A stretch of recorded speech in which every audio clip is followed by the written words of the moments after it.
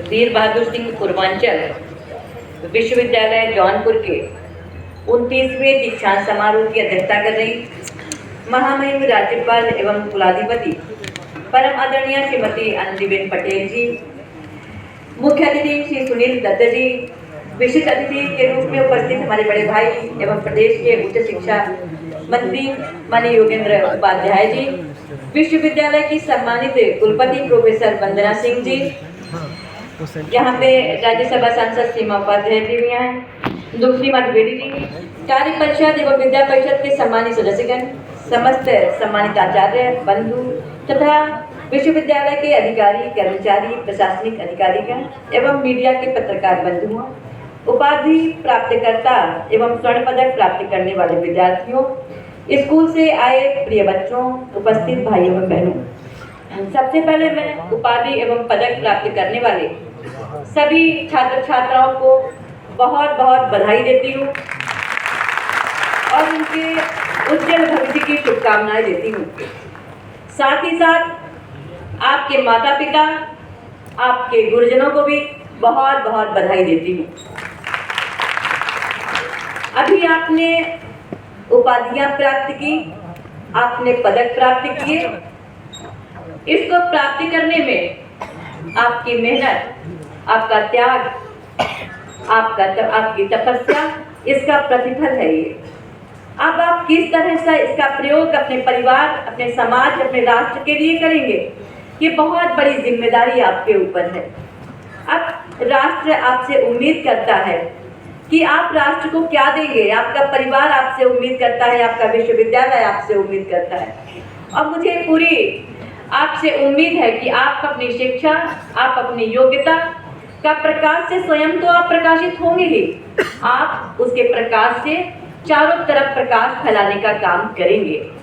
आप जब आगे जाएंगे तो और भी चुनौतियां आपके सामने आएंगी और भी समस्याएं भी आएंगी, कभी सफलता मिलेगी, कभी असफलता मिलेगी, लेकिन इन्हीं चुनौतियों, इन्हीं असफलताओं में से सफलता का रास्ता निकलेगा। भाइयों बहनों, आपकी जिम्मेदारी है आप बिना तनाव लिए हुए एक सार्थक सोच से आगे बढ़ें, जो भी आपका लक्ष्य हो वहां तक आप पहुंचे।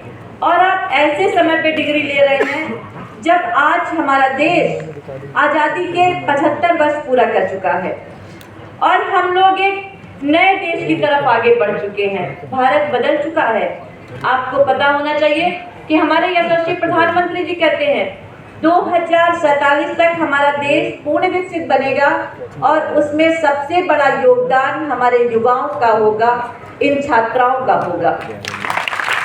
मुझे ये भी याद है हमारे यशस्वी प्रधानमंत्री जी ने कहा था कि अब महिलाएं, बेटियां सिर्फ घर में चूल्हा चौका तक ही सीमित नहीं है, वो देश की दशा और दिशा बदलने की सामर्थ्य रखती हैं।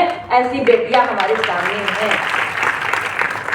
आप सब देश को आगे बढ़ाने में अपना योगदान दें। हम लोग विकासशील देशों में भी पिछले पायदान पे हुआ करते थे। मोदी जी के मार्गदर्शन में, उनके नेतृत्व में हम फिर विकासशील देशों में अग्रणी पायदान पे आए। अब हम विकसित देश बनने की तरफ आगे बढ़ रहे हैं और हमें पूरा विश्वास है आप सब आगे बढ़कर के, आगे आकर के देश को विकसित करने में आप अपना योगदान देने का काम करेंगे। आज हमारा उत्तर प्रदेश भी बहुत आगे बढ़ रहा है। हम सबको गर्व है कि गवर्नर मैडम के मार्गदर्शन से आज हमारा उत्तर प्रदेश शिक्षा के क्षेत्र में शिक्षा का हब बन चुका है।